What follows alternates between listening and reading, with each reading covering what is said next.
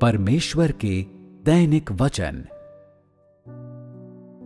जिस कार्य की मैंने योजना बनाई है वह एक पल भी रुके बिना आगे बढ़ता रहता है। राज्य के युग में प्रवेश करके और तुम लोगों को मेरे लोगों के रूप में मेरे राज्य में ले जाकर मेरे पास तुम लोगों से करने के लिए एक अन्य मांग होगी, अर्थात मैं तुम लोगों के सामने उस संविधान को लागू करना आरंभ करूंगा जिससे मैं इस युग पर शासन करूंगा।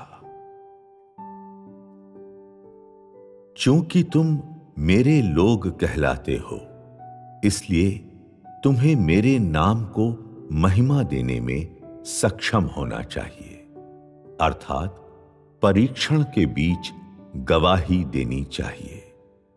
यदि कोई मुझे धोखा देने की कोशिश करता है और मुझसे सत्य को छुपाता है या मेरी पीठ पीछे अपकीर्तिकर व्यवहारों में शामिल होता है, तो उसे संक्षिप्त कार्यवाही का इंतजार करने के लिए मेरे घर से बिना किसी अपवाद के खदेड़ दिया जाएगा, बाहर निकाल दिया जाएगा। जो लोग अतीत में मेरे प्रति अविश्वसनीय और अवज्ञाकारी रहे हैं और आज पुनः खुलेआम मेरा न्याय करने के लिए उठे हैं, उन्हें भी मेरे घर से खदेड़ दिया जाएगा। जो मेरे लोग हैं उन्हें लगातार मेरी जिम्मेदारियों की चिंता करनी चाहिए और साथ ही मेरे वचनों को जानने की तलाश करनी चाहिए। केवल इस तरह के लोगों को ही मैं प्रबुद्ध करूंगा और वे निश्चय ही कभी भी ताड़ना को प्राप्त न करते हुए मेरे मार्गदर्शन और प्रबुद्धता के अधीन रहेंगे। जो मेरी जिम्मेदारियों की चिंता करने में असफल रहते हुए अपने खुद के भविष्य को बनाने की योजना पर ध्यान केंद्रित करते हैं, अर्थात वे जो अपने कार्यों के द्वारा मेरे हृदय को संतुष्ट करने का लक्ष्य नहीं रखते हैं, बल्कि इसके बजाय भौतिक वस्तुओं की भीख मांगते हैं। मैं इन भिखारी जैसे प्राणियों का उपयोग करने से पूरी तरह इनकार करता हूं, क्योंकि वे जब से पैदा हुए हैं वे कुछ नहीं जानते कि मेरी जिम्मेदारियों की चिंता करने का क्या अर्थ है। वे विकृत समझ वाले लोग हैं।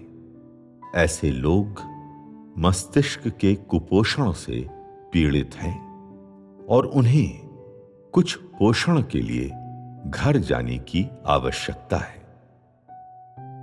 इस प्रकार के लोगों का मेरे पास कोई उपयोग नहीं है।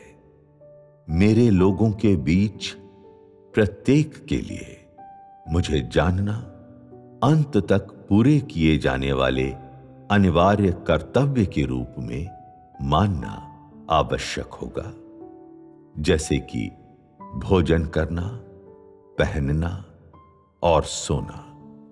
कुछ ऐसा जिसे कोई एक पल के लिए भी कभी नहीं भूलता है, ताकि मुझे जानना अंत में एक परिचित कौशल बन जाए, जैसे कि भोजन करना, कुछ ऐसा जिसे तुम अभ्यस्त हाथ से अनायास करते हो।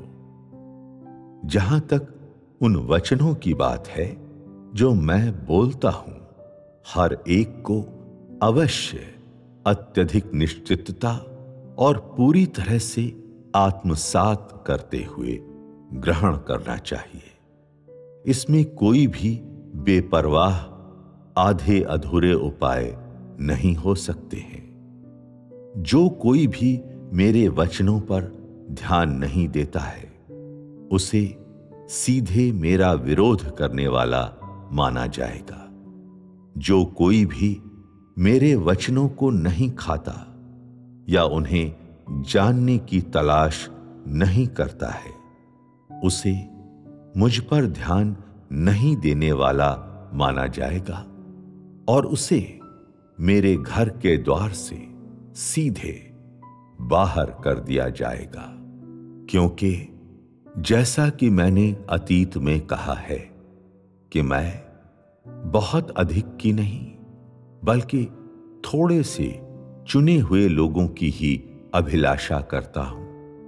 100 लोगों में से यदि कोई एक भी मेरे वचनों के द्वारा मुझे जानने में सक्षम है, तो मैं इस एक को प्रबुद्ध और रोशन करने पर ध्यान केंद्रित करने के लिए अन्य सभी को स्वेच्छा से ठुकरा दूंगा।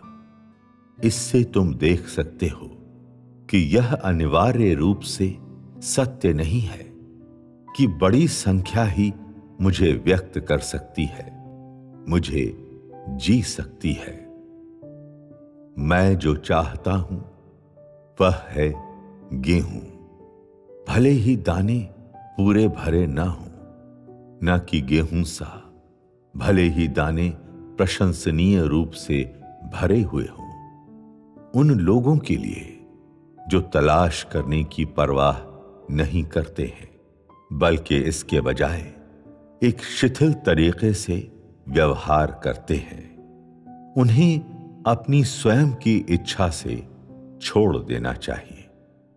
मैं उन्हें अब और देखना नहीं चाहता हूं।